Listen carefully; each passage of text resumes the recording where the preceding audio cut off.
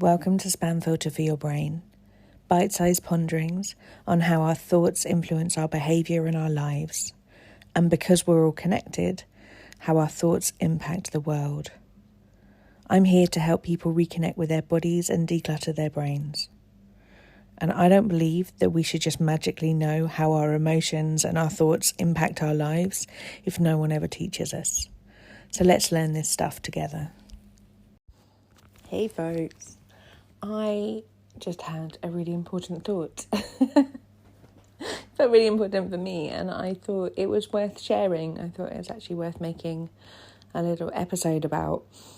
And it is the realisation that since I have been having a coach in my life, since I have been doing this coaching work regularly, and since I've been working on my thoughts, what they mean, what I'm making them mean, what I'm making them mean about other people, and how I apply this to my daily life and daily work. What I've realised is that I no longer get lost in the drama of judging everybody else as a sort of entertainment part of everyday conversation, whether it is with other people or whether it is in my own head. I find that I no longer catch myself thinking, oh, they do that kind of thing. Those kind of people are like that. People who vote this way all think this kind of thing.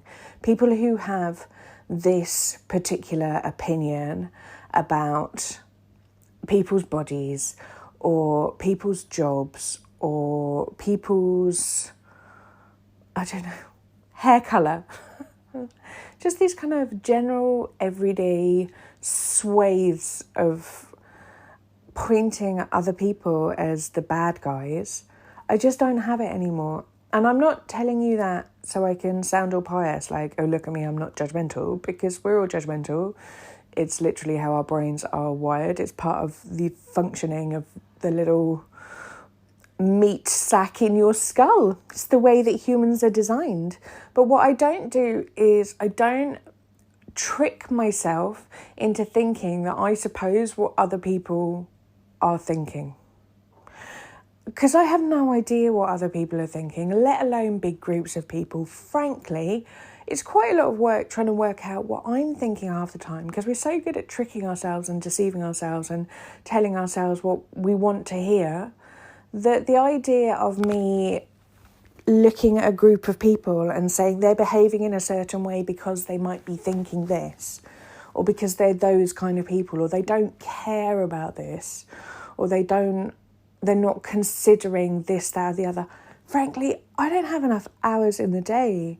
Like, it's enough of a maze trying to work out what I'm trying to think for things, and that is the only thing that I am able to control. So I was contemplating how much looking at other people and kind of casting aspersions on them, or telling ourselves that whether it is people who support this kind of football team are like this, or whether it is people in the government think that, I have no idea what they're thinking. And I wonder how much looking at big groups of people and claiming to know what they're thinking is a little bit of a dopamine reward and helps us feel safe in a world that can feel quite like we're lost at sea sometimes, frankly. Having an idea as to what is going on by randomly guessing what electricity is firing off in other people's skulls can give us a sort of false sense of security, because if they are behaving like this because they are thinking this, then I can probably have some idea as to how they're going to act in future. And if I have some idea as to how they're going to act in future, then I can predict it and make myself more safe. I can get myself out of there if I need to. I can build my resources if I need to. I can set up big barriers against them if I need to. I don't know what your body's response might be. But just noticing where we can kind of distract ourselves from the thoughts in our own heads and trying to work out what we feel about stuff by looking to other people and arbitrarily deciding that they must be thinking this thing. Sometimes 1 in a million times you might be getting it right, but the chances are pretty slim. And all I know is that I have had a lot more time, a lot more energy, and frankly, a lot more love and capacity for myself when I've stopped trying to guess what's going on in other people's worlds. So that was my thought this morning as I was having a shower, and I wanted to share it with you. So I hope that it is useful, because it's given me a lot of time back. And goodness me, everybody wants more time. So have your time back. Go every time you sort of catch someone being like, oh, they're all thinking this, be like, are they? It's my general response now. Is that true? Maybe it doesn't matter. Maybe you'll never know, and maybe that's okay. You have a gorgeous week. I'll see you next week.